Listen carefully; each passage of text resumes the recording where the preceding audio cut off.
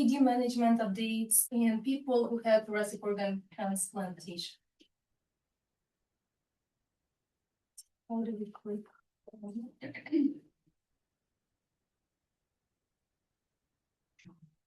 Okay, so a little bit of history. How did we come to this? To transplanting something into probably the most difficult part or region of the body. Back in 1968, in South Africa, there was a first successful heart transplant surgery, and the patient survived more than 2 days. It took over a decade since then to successfully transplant an heart and 2 lungs into a patient at Stanford here in the US.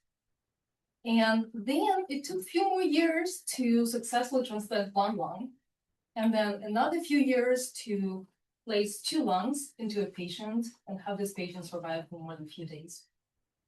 By 1988, the OPTN registry was formed, and what this registry showed that there were 33 deceased donor lung transplantations done.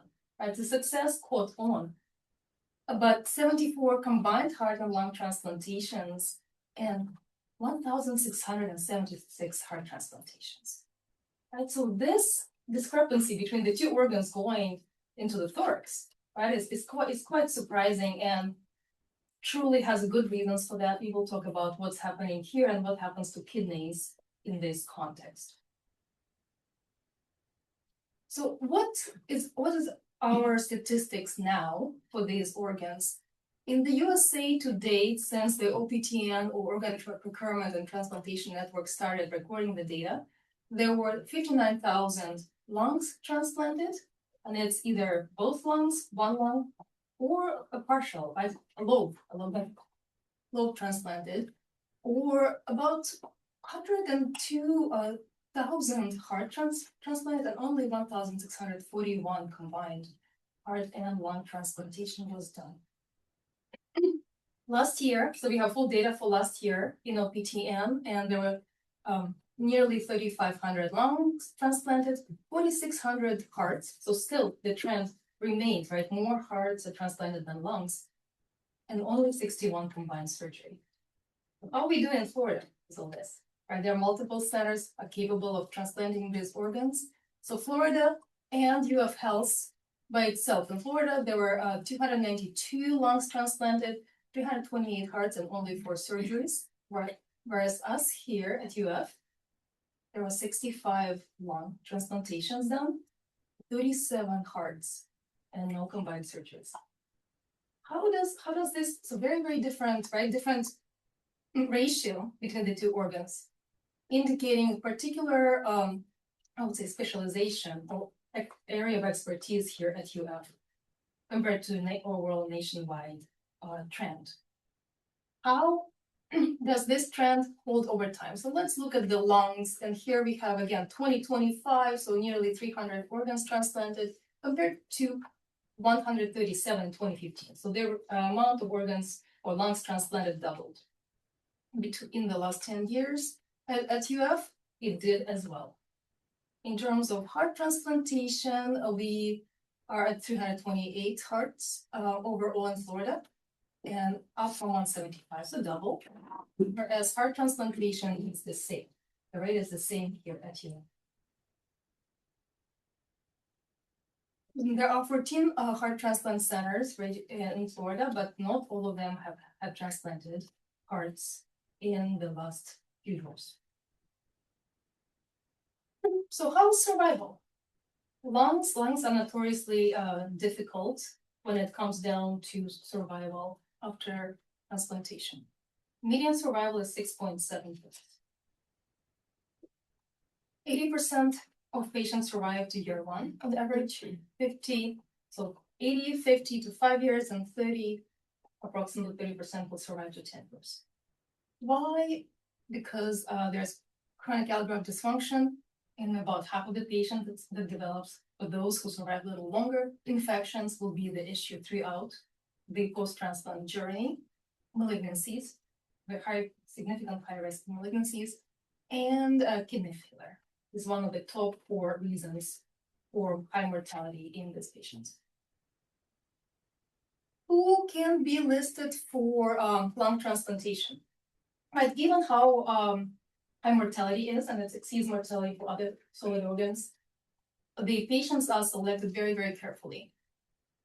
So yes, of course, we talked about what can be transplanted. We do not transplant living donor lobes of lungs into patients here at UF. It's this deceased donor transplantation of either both lungs, which is most common, or one. Indications. So the patient must have both criteria at the same time. So chronic end-stage lung disease with more than 50% risk of death in the upcoming 2 years. Whereas overall, there should be 80% likelihood of, or more, of survival, right? If you look at the rest of the patients, the other comorbidities should be minimal. And what patients are these, right? What lung issues are these? So pulmonary fibrosis is probably one of the main reasons, together with emphysema, and then cystic fibrosis patients. The advances in CF management, especially for the youngest patients now, have decreased this part of the transplantees, but older patients, right? We will see older patients with emphysema and COPD who require or need transplantation, and pulmonary fibrosis, right? All kinds of autoimmune or exposure-related reasons for pulmonary fibrosis are pretty common. Who cannot be listed for lung transplant, right? That's when kidney disease talk becomes more important. So these are the guidelines, so consensus document for selection of the lung transplant candidates from 2021. So the absolute contraindications are acute kidney failure with rising creatinine or on dialysis and low likelihood of recovery. That's one. And the second one is even more surprising, so GFR less than 40. Unless being considered for multi-organ transplant is an absolute contraindication to lung transplantation. So people who do get lungs, and I think we oftentimes don't realize that, abnormal kidney function going into the surgery. Otherwise, they get screened out. And this comes from older data. And there's a number of publications, smaller retrospective studies, bigger retrospective studies. But all of them say that risk of mortality, if the patient is already on dialysis receiving lungs, is exceeding 5-10 times higher than already high risk for lung transplantees. And here is the relative contraindication. The GFR 40 to 60 is also patients get screened out. And it is as important as someone who has uncontrolled diabetes, for example, in the rank of people not getting the lung transplantation. So CKD, CKD will be probably screened out. And sometimes I get those referrals from lung transplant served pre-transplant patients. What do I think? Like, if there's this level of kidney disease, how are we going to be able to manage it post? Because that expands the pool of candidates quite a bit.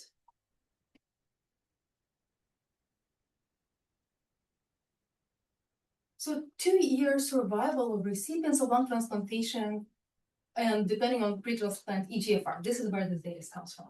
So if GFR was more than 50, the survival is average. If GFR is less than 50, then at 1 year, mortality is not 80%, right? It is about 60 and continues to decline. And 19% of these patients, right, patients with pre-existing CKD require dialysis prior to discharge, 19%. So how about heart transplantation? Let's compare it to the other organ that most institutions transplant more readily. 12 to 15 years is median survival. So double of lung transplantation. 75 to 95% 1 year survival. 74 to 85, 5-year survival, and about half of the patients will survive to a 10-year mark. So approximately double, right? Double with BC in lung transplantation. And it is mainly due to the graft itself. There's late graft failure, cardiac allograft vasculopathy, acute rejection, and then there's everything else. So kidney disease truly doesn't play as much of a role in terms of screening out the patients or impacting survival. So who is listed? Who can be listed? Again, very different group.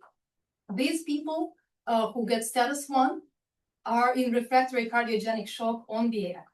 So not just ECMO going on by itself, but if the cardiogenic shock cannot be controlled. Non-dischargeable BiVAD, biventricular assisted device that was implanted into the patient, or life-threatening refractory ventricular arrhythmia. So these are the status 1. I will have a quick slide on what happens with status 2 and 3 because it's pertinent to kidney disease. But outpatient criteria for listing is obviously congenital heart disease. So a lot of heart transplantees are young people, very young people with congenital malformations. Also infiltrative disease, so amyloidosis, hypertrophic or restrictive cardiomyopathy. Ischemic heart disease with intractable angina or mechanical support patients in the outpatient. So this is a very, very busy slide. This is straight out of the guidelines. But what is important for us is right here. So allocation strategy has changed and starts to prioritize people on mechanical support. So a lot of patients will get mechanical support device first, get discharged with it, they'll get worsening kidney function in this, while in the process of getting device implanted. All the reasons why being on mechanical support, including RBC that and hemoglobin toxicity, right? Everything that can cause AKI and convert into CKD. We will see more of these patients in the outpatient. So ones who were on mechanical support prior to transplantation. So why is survival in the heart transplant world so much better than in lung transplant? So baseline, very, very different patients. The thin patients with significant labored breathing, right? So patients are thin, usually pretty frail. This is the typical lung transplant patient. They don't have issues with volume, but they will have issues with recurrent multiple infections and AKIs, due to those infections by themselves and antibiotics. Surgical complexity.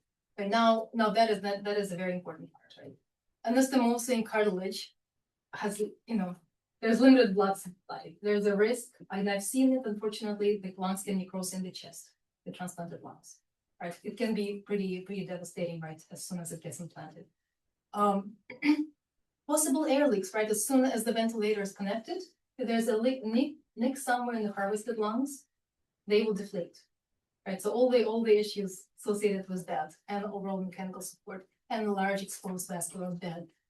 For us, I think as medicine trained people, what is important is that the lungs are the only internal organ directly connected to the outside, right? So this exposure to the outside is unprecedented, right? Heart is sterile. Kidneys have connection to the outside through the urinary tract, but there are multiple barriers, right, before bacteria get directly into the kidney. Here it's direct. And thus we have a lot of infections of all kinds, especially in immunosuppressed patients, things we don't normally see in immunocompetent people, and high immunologic and immunogenic burden in these patients. Thus, they do start to develop rejection sooner, and there's a different rejection phenotype. So why do we get AKI? Thoracic organ. So there's pre-transplant, right? And we touched on that. So the primary end organ failure with cardiorenal syndrome. Sometimes with CKD, sometimes it is AKI, which can still be, within that window of reversibility.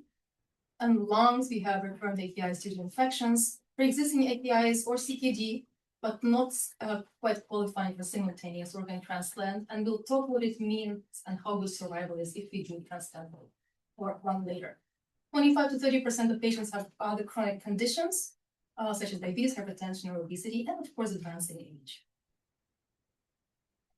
And here, the peritransplant.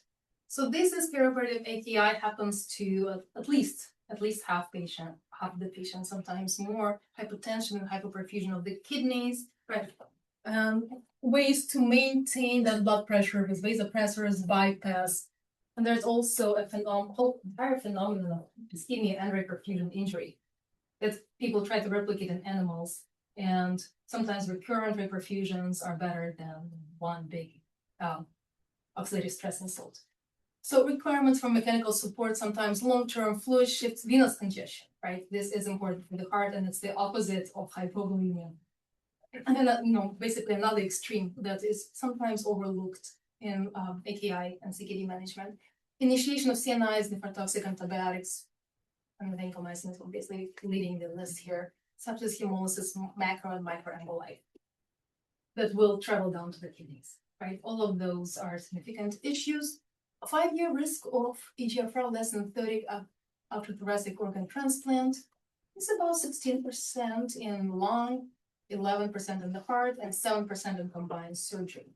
This is data based on CMS registry of 69, almost 70,000 patients between 1990 and 2000. And of course, they were predominantly on cyclosporin use. We will talk why that is important and what has been done since then to improve this. About a third of the thoracic organ transplantees in this group have developed end-stage kidney disease. So that is about 5% patients here, 3% here, and 2% in combined surgery. And then there is 4.5 times higher risk of death in the patients, in these patients. So developing CKD is a major event, and it doesn't lead to good outcomes. This is one of those lung transplant patients. She's 77, got her one right lung transplant with a significant worsening of kidney function. So we have 6-month intervals. This is about 2.5 years. 2.5 years of rising creatinine. This is admission, right? Every time there's admission, there's a lot of little X's for lab checks multiple times a day. And creatinine gets better, right? Because the patient is mobilized laying in bed and losing muscle mass. So we don't have enough creatinine production. Same thing happens right here when we first get the patient transplanted.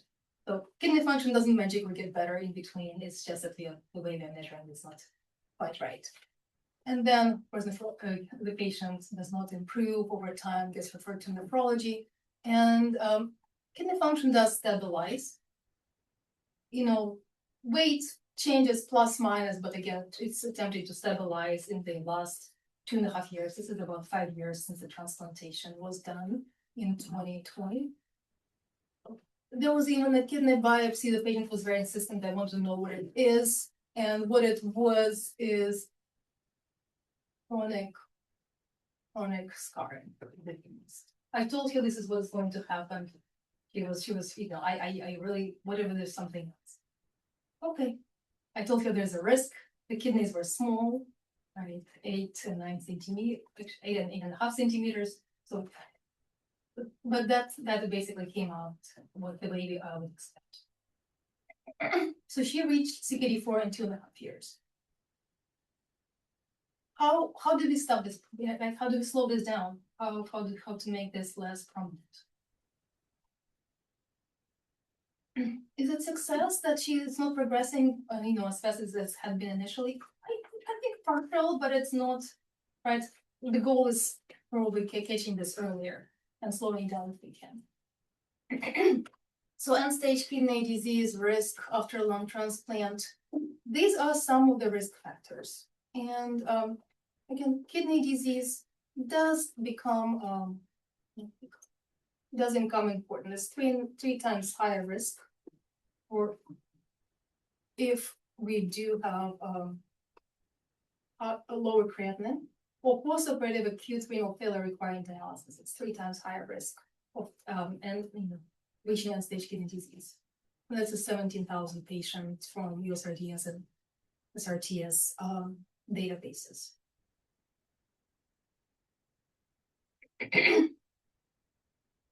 So pre-existing CKD 3-4, we talked about it quite a bit, but these patients, they attempt to screen out these patients. But when they don't, it is poor outcome. And now let's say the patient gets a transplant early on. Let's say the patient did fall under the safety net criteria. GFR went under 20 in the first year, and the patient gets a kidney transplant. Well, the mortality is still about twice higher. This is 5 years, and this is lung. So we are at about 75% mortality if patient receives transplant or if they don't.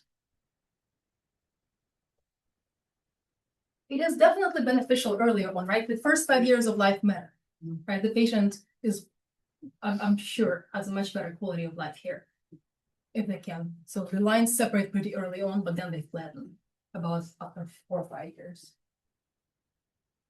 Well, it's better, I guess, as common logic goes, it's better not to get to that point. And hopefully earlier on. So yeah, this is just a reminder of the safety net criteria. It's actually quite new, right? 2023, they came out for lung and heart, specifically for this purpose of this talk, the GFR of 20 or less within between 60 and 1 days and 1 year of the transplantation. So they give time for AKI to recover, and if it doesn't, patient falls under safety net. So heart transplant. So does AKI or pre-existing CKD, does any of that affect heart transplantation outcomes at all? So the German study, this is a pretty small study, but a pretty meticulous one as well. Between 2012 and 2021, younger patients, mean age of 48, mostly men, 71.4%. Half of them were on long-term mechanical circulatory support, which is pretty similar to what we have here, to qualify for the heart transplantation. And 2/3 developed post-transplant AKI requiring renal replacement therapy. Out of these are the risk factors in a very small font. I will walk you through this. CKD, and this forest plot. So on the right, there's a significant increase in AKI requiring dialysis or post-op dialysis in patients who have GFR less than 60 coming into the surgery. More specifically, so creatinine more than 1.5 is definitely a risk factor. And zooming on the data, every milligram per deciliter increase in creatinine leads to 3-fold higher risk of post-op dialysis. And ischemic time also matters, but to a lesser extent. So it's only about 1.7 times increase in risk requiring dialysis for each hour of ischemia or clamp afterwards. What was protective is having patients on some form of RAS inhibition prior to OR. So if they were long-term on ACE inhibitor, angiotensin receptor blocker, or RNI, right, and Entresto, that would actually protect it. And of course, larger BMIs here, that is another risk factor which we do know. So when we're told to start someone on CRT, this probably would be the risk factors that will make it more likely. So how is mortality, right? Let's say someone did require dialysis, right, post-op with heart transplantation. They are indeed at higher risk of mortality, and it's 7-fold higher. And this is right here in the first year. The lines separate pretty early on. The survival drops down to 80%. And also, of course, ICU stays longer and hospital stays longer if renal replacement therapy is initiated. The main indication here would be refractory hypervolemia, not responsive to diuretic, so not enough urine output. So decreased survival at 1 year. And how about end-stage disease?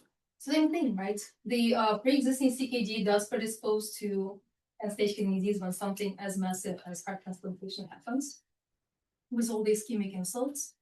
And about 20% of these patients will go on chronic dialysis. And the risk of the AKI requiring renal replacement therapy is about 40% here.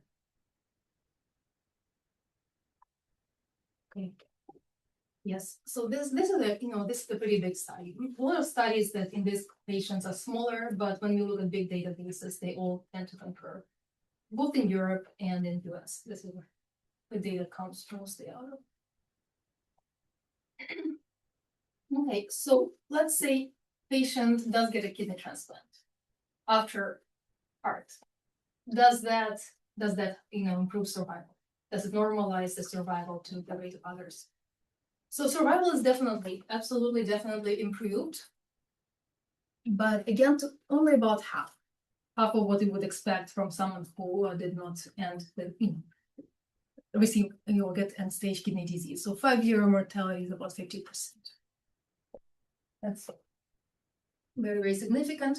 There were 22 patients who underwent conservative care. So some of them refused dialysis. For some of them, the transplant team thought they were, the outcome was so poor that dialysis probably was excessive and they did not receive the therapy. And I have it all detailed here in the footnote, because I was curious, right, how conservative care happens in this type of patient. And yes, there were, too frail, 5 of them of patients, and no cardiac comorbidities were in 11 patients, or outright refusal in 4. And then, of course, as expected, no renal replacement therapy leads to early mortality. Okay. So yes, about 30% even half lower survival, regardless, even if you get heart plus followed by kidney transplantation. In summary, so far, 163,000 people received lung, heart, or combined lung heart transplant in the last 37 years in the US. Lung transplantation is more challenging and has twice lower overall survival. Within 5 years of lung transplantation, 10-20% recipient of CKD 4 and 5, and it's associated with 4 or 5+ fold increase in mortality. Progression to end-stage kidney disease associated with further increased risk of mortality, not only for lung, but also for heart transplant recipients. So what factors lead to CKD? We somewhat talked about it, but what can we do about it? And I think that's where nephrology gets a role in all this. We talked about these 2 components, and we don't have much role other than initiation or use renal replacement therapy here, right? And we should really be quite judgmental, thoughtful when we need to initiate it and when we don't, given possibility of getting end-stage disease post-transplant. Now these chronic conditions come out. And it's back to almost pre-transplant list. Diabetes, hypertension becomes important, drug-induced nephrotoxicity, so ongoing CNI use, antimicrobials, which have nephrotoxic effects, treatment of rejection, and multiple admissions associated with that, infection, malignancies, advancing age, and the failure of the original transplanted organ. All of those need to be managed in terms of management of CKD. So what do we do with the immunosuppressants?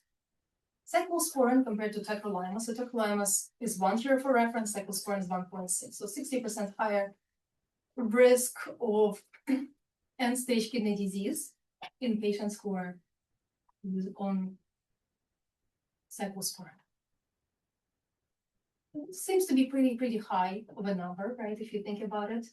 But there's other studies which showed maybe not as high of a change, but pretty significant as well between the 2 types of CNI. So considering tacrolimus early on, I think this is what most centers do, unless the patient is intolerant. Here with the race, even though we have so many patients, in this retrospective study, being African American is a significant risk factor versus being Asian is very protective. I don't know how accurate this necessarily would be, but these are invisible data. And here, diabetes and hypertension is 42 and 32% increased risk of end-stage kidney disease post-lung transplant. Tacro versus cyclosporin. Tacrolimus was approved by FDA for lung transplant late in the game in 2021 versus Carter in 2006, and is associated with decreased chronic allograft dysfunction, decreased acute rejection, so this is significant, and decreased amount of adverse events leading to discontinuation. There is increased risk of chronic kidney dysfunction and increased, so CKD risk goes up, and risk of new onset of diabetes is 4 times compared to cyclosporin. And what is not different is all-cause mortality and malignancies, right? There's some studies showed of these randomized controlled trials here showed that there's less cancers, and some show that there's significantly more, so we can't quite make a good judgment yet. But malignancy overall definitely increased in all of these patients. Is mTOR beneficial in thoracic organ recipients? So here in the heart, going from mTOR to mTOR inhibition from CNI is not a good idea. All of them were increased with worse outcomes, from increased rates of acute to chronic rejection to mortality. Adding, what I think is more interesting is what do we get any benefit from adding mTOR to CNI? And this last study says that don't do it early, so less than 3 months, then there will be an increased risk of rejection. So we don't want to lower CNI too early, to protect the kidneys, or protect the whole patient as much as they want to protect the kidney alone. But here, addition of mTOR to CNI was overall associated with stabilization of GFR over 5 years, although there was some higher, incidence of infections. So let's look at this study just a little bit more. So everolimus was added to goal trough of 3 to 8, and tacrolimus trough was decreased to less than 4, or cyclosporin to less than 75. The reason why it's important is because this is what our transplant center is seeing here for lungs, specifically. So with heart transplants, it does matter. There is a lower rate of decline of kidney function at 12 months, 24 months, and at last follow-up. Last follow-up is 5.6 years. We do lose this in lung transplantees, right? Because there's a decreased rate initially, but at 5.6 years, it's about the same. So the data at least says it's admirable early on, right? And then it can protect kidneys maybe in the first few years of after lung transplantation.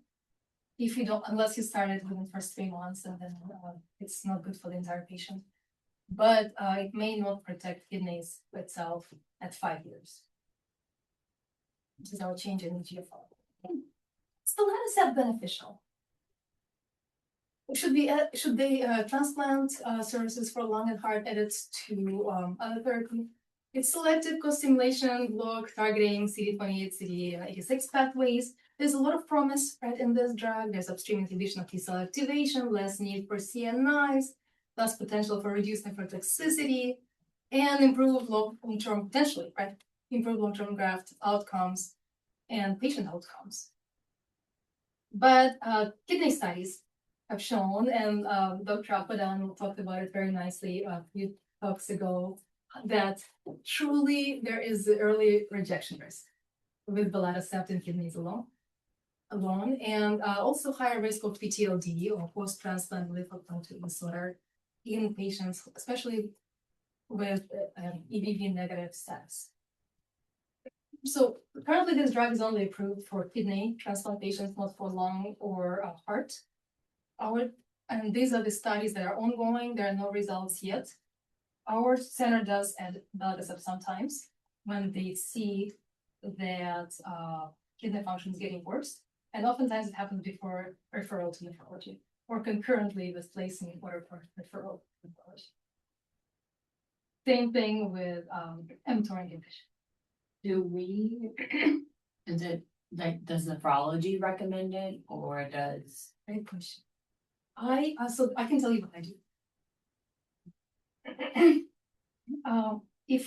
if I see that the patient is on CNI or an MMF, let's say together, and at the same time, the CNI levels fluctuating quite a bit, we have really a lot of high troughs. The patient cannot manage it, or patient has too much, diarrhea, let's say from mycophenolate. Then, and which is one of the reasons, right, why tacrolimus level will go up. Then, I would reach out and say, please consider, adding additional or immunosuppressant, a different type of immunosuppression to minimize this patient. Or sometimes, sometimes it's not due to MMF. MMF is already discontinued, and there's something else that's causing GI intolerance. I had a patient. So patients who are, let's say, who have chronic malabsorption, like CF patients, right, with pancreatic dysfunction, they are pretty vulnerable to it. Okay. So, say CNI use cyclosporin with tacrolimus is associated with accelerated progression of CKD. The additions of mTOR inhibition or beltacept are being studied as the ways to minimize CNI dose in thoracic organ transplant recipients, but so far it's institution-specific protocols or investigator or physician decision only. UF Health uses both strategies often prior to referral to So what do we do? Like nephrology comes in, referral is in. Finally, we are at this part of the presentation. How different is it from managing regular CKD? Obviously, knowing a little bit about transplant medications and transplant is helpful. It's helpful to know what reversible issues they may have at this point. But there's very few formal data, and we extrapolate the data from kidney transplant, which has obviously much better survival and much better track record of publications and big studies, and also from native kidney, chronic kidney disease. So is kidney damage mostly due to immunosuppression? Are we actively managing other risk factors? I think this is a real role for nephrology here. Are we incorporating RAS inhibition into our blood pressure regimens at all? And SGLT2 inhibition? And I can tell you now there's very little data. And I was hoping there would be something on GLP-1 agonists, but there's very little. And I can tell that lung transplant will be the first one to shy away from it, because GLP-1s do two things that are not good in lung transplants. They slow down gastric emptying, so there's more regurgitation of food and more reflux, and that can end up in the lungs and accelerate lung disease. Right, chronic inflammation sometimes can trigger chronic allograft issues. And the other big issue is weight. Lung transplant patients don't usually have issues with body weight. We don't want them to lose weight. That is usually a sign of them doing more poorly. In heart transplantation, data is emerging, but it's mostly just general metabolic environment. Okay, the biopsy, lung versus heart. So lungs, of course, if there is the 30 out of 725 recipients who got biopsied and 20 out of 727 recipients. Kidneys fail sooner in lung transplantees, and thus they get biopsied sooner at 19 months as compared to 5+ years, right, if that is indicated. And most of the patients in either group have hypertension, and about 40%, 39 to 35% have diabetes. Cyclosporin-based therapy was in 1/3 of patients, another third had tacrolimus-based therapy, and another third had a combination of CNI plus mTOR in the lung group, and it was either cyclosporin or CNI plus mTOR in the heart transplant. These are the data from 2010, right? A little bit earlier in the incorporation of tacrolimus. Very, very typical, non biopsies. Acute tubular injury in the vast majority of patients, if done more than 20%, largely in the lung, more so than in the heart over time. Blood arterial stenosis, benign nephrosclerosis, global glomerulosclerosis. So chronic CNI nephrotoxicity, so nodular, let's see, arterial halinosis, and struct fibrosis tubular atrophy were seen, but not as much as we would expect in someone with chronic CNI toxicity. Usually it's those usual factors that we manage as nephrologists, right? Uncontrolled hypertension, diabetic nephropathy signs, previous AKIs that were probably did not recover completely, causing sclerosis. This is another much smaller study, only 18 patients here, and looking at histopathologies, and was only 1 out of 18 who had signs of CNI toxicity in the heart transplant. Blood pressure. Right, blood pressure, what do we do with blood pressure? Why manage it? It's seen in the vast majority of patients, even in the thinner lung transplantees. All of these patients were excluded, and we don't know if there's a benefit of suppressing blood pressure to less than 120. What we do know in kidney transplant, recommendation is to do less than 130 because of the chronic denervated transplanted kidney, right? And then there's also concern about decreased perfusion because there's ligated blood vessels and renal artery, and there might be some stenosis, and we don't want to suppress blood pressure too much, at least per KD, but that's their rationale for a different blood pressure goal in kidney transplant. Here, it's very uncharted territory. It's physician dependent, what we want to do. And oftentimes, just like with inpatient, we see blood pressure controlled to less than 120. Well, I don't know why. Same thing here, right? Sometimes we have very, really tightly had blood pressure control in lung transplant patients. Sometimes less than 100, and that is one of those easy to pinpoint and address issues in these patients to slow down the chronic kidney disease progression.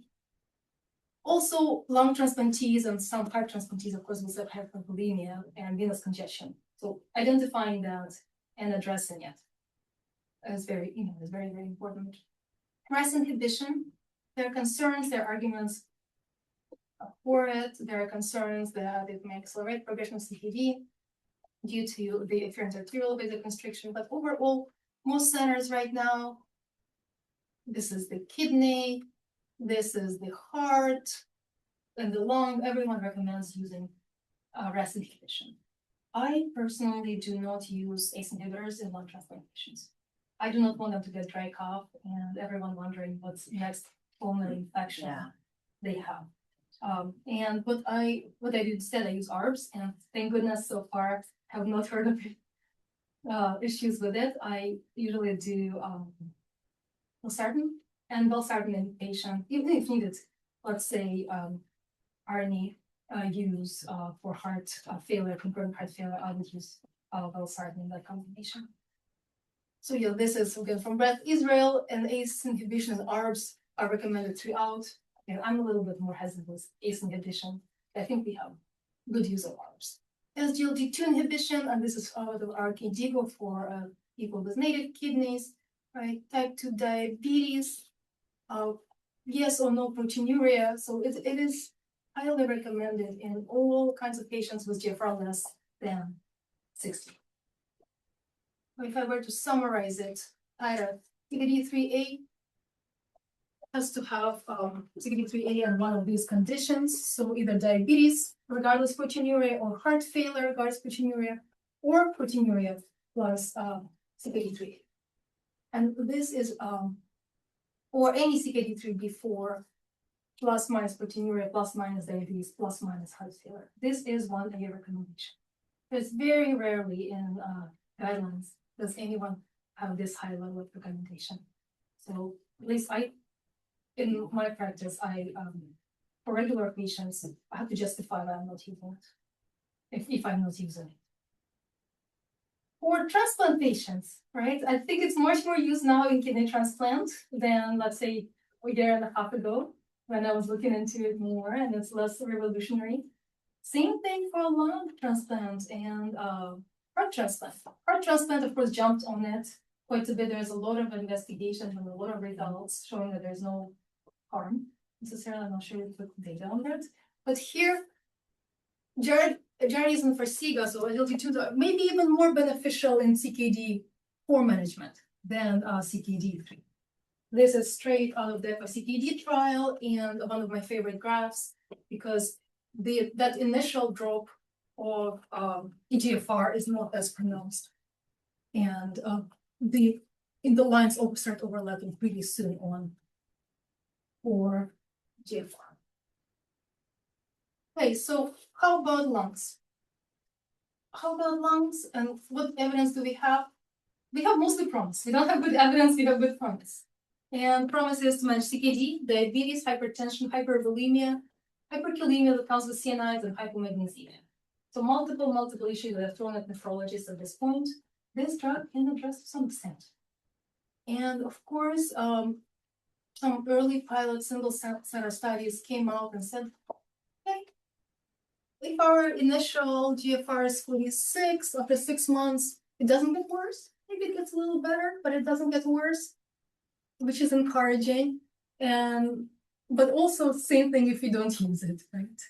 So at least it's not hurting patients.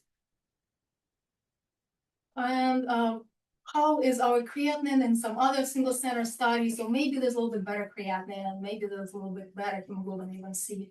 SGLT2s are in dark column here. So again, there's some benefit. Why do people discontinue? So 5 out of 20 patients discontinued because they got admitted to the hospital, and someone discontinued it because they had polyuria, nausea, vomiting, excessive weight loss, or AKI. I have to say sometimes, again, patients come to me with lung transplant, and they are like, oh yeah, we tried SGLT2s, cardiology tried starting us on it, and there was AKI, or creatinine went up, it was discontinued. So it takes a lot of discussion with those patients and their teams about what may have happened in the process. Maybe they were also namlodic and carvedilol and other blood pressure medications, and we all of a sudden suppressed blood pressure too much by adding SGLT2. Maybe adjusting those prior to adding the SGLT2 would have been a strategy, which I do, and they seem to be doing fine. So what I've done here, I collaborated with our lung transplant, and this has been going on for over 3 years now. And we tried using SGLT2s, initially only empagliflozin. Now insurance sometimes asks to transition to dapagliflozin, so it's both. So at this point, it's both. And cystic fibrosis patients were excluded. Why? Because they have concurrent insulin-dependent diabetes, right? The mucus plugging of the pancreas causes pancreatic failure and beta cell failure as a result, and they don't make enough insulin. And there are slightly increased risks in using SGLT2s in type 1 diabetes. There are enough studies saying that it can be done, but it is facial patients, yeah. Frequent infections, including UTIs, right? Multiple infections, I'll probably hold on. Patient with highly variable creatinine baseline, hasn't stabilized yet. They get admitted and readmitted, so that's an issue. And less than 1 month post transplant. And this again, one of my patients, got 58-year-old man, one of the younger ones that I have, had lung transplantation here, and was referred to me somewhere at this point. So he was started on losartan, creatinine continued going up, everolimus, and again, creatinine goes up. And then once it starts stabilizing, we tried empagliflozin. And what happened is that now, about 2 years later, the creatinine has stabilized. Of course, he had a couple of other issues that you can spot as nephrologists and address. What were those? The transplant team told him to drink 2 gallons of water a day. He was hyponatremic, hypervolemic. So a couple other things that may be adjusted. But overall, he's doing great. His weight increased, right? You can see here, this is real, right? It's not because he's losing muscle mass, he's going to the gym. Maybe a little bit too much, right? He went from 70 kilos to 100. So now you're facing the problem of actual GLP-1s, and you have to think about that again. Because we're doing too good. I would say doing too good here. And this kind of goes back to the question I once had: am I making them worse by giving them SGLT2 inhibition at this point? No, there's a little bit of uptake as you would expect, but then it stabilizes. And then this is a more challenging 73-year-old. It's a lady, bladder lung transplantation. She was already on losartan at the time, prior to transplantation. Very, very typical increase in creatinine early on. She got switched or added, sirolimus got added, tacrolimus dose was decreased, didn't help necessarily, creatinine continued marching up. And another admission, and then giving her SGLT2 inhibition in addition to losartan here. Again, seems to have stabilized it for the last year. How do I, she does lose weight. She's a little bit more concerning one, but this patient has also, she's 10 years post-transplant. This is very rare in lung health. So these are the patients that I have. So I don't have too many. A couple of patients have sadly passed away in the process. One moved out of state and then had a massive, well, he had also dissections, but had a massive, cancers, had massive PE and passed away out of state. The other patient has severe heart failure, hemorrhagic dialysis.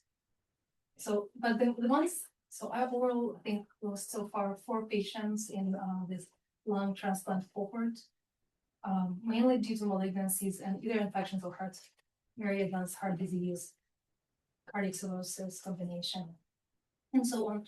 But here, these are the ones we have. So average age is 69.6 years, BMI 27, transplanted on average 6.3 years ago. So more than average survival, right, for the patients, which I would say merit of this transplant set. They are very good. Mainly male, ILD, COPD, emphysema, 33% each. And then there's a combination of disorders with pulmonary fibrosis. And diabetes was also in a third of patients. For most of them, it was post-transplant diabetes. They are on tacrolimus or cyclosporin for their CNI, mTOR 33%. And most of them are on an odd. But if they are not, they got discharged without it at some point. You should have to get it back on. With average treatments, SGLT2 inhibition was about 1.5 years now, between 99 days and 1,093 days, so 3 years, half a year to 3 years, and change in GFR was minimal overall, if you look at that. Before what GFR was, we didn't start with GFR of 50, like some of those other brave studies. Patients who come to me usually have a GFR of 20 initially. Something is actively going bad, and then once they get stabilized, we are able to maintain them in the 30s. Okay, just a little bit on the heart side.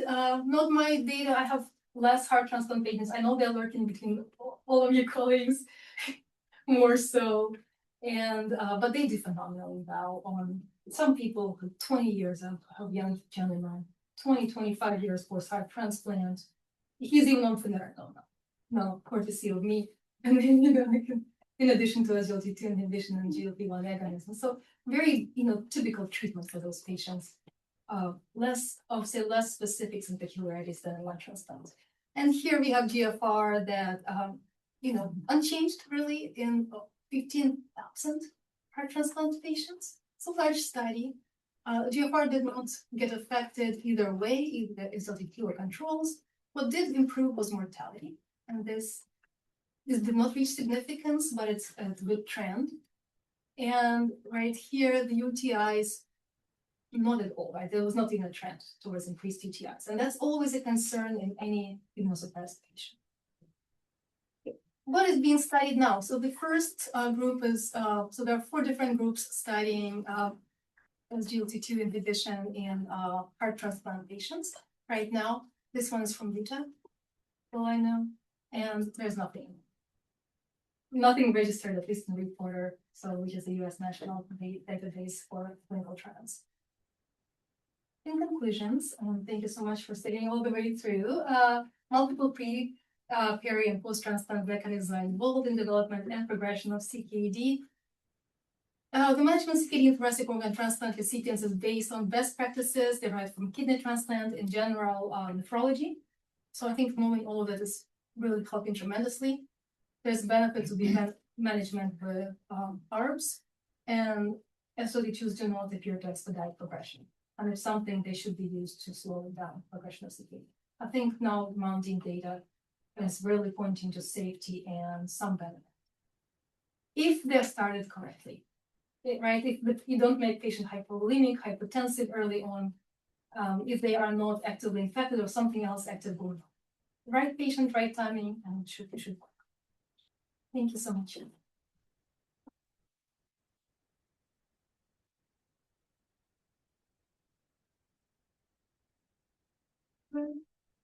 One question for you, that was first of all great overview of the general thing, at the same time some local data that was really good.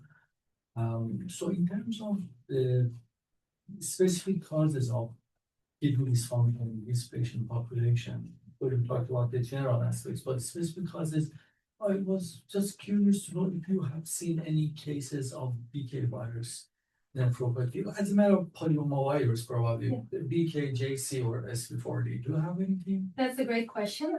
So actually that first, there is data that it is extremely rare to have BK viremia, not viremia specifically in lung transplantations. And actually heart as well. And I did test it early on in the patients, including that one who quickly progressed. That's the first chart that I showed you. Negative. I know there's at least one case of BK virus detected in one of the lung transplantations in one of our colleagues. But yes, it is overall nationwide, it's very rare. And I did not put those slides in this presentation. You don't check regularly, or I do not check regularly anymore. I did initially, basically deriving thinking of kidney transplant management. I stopped.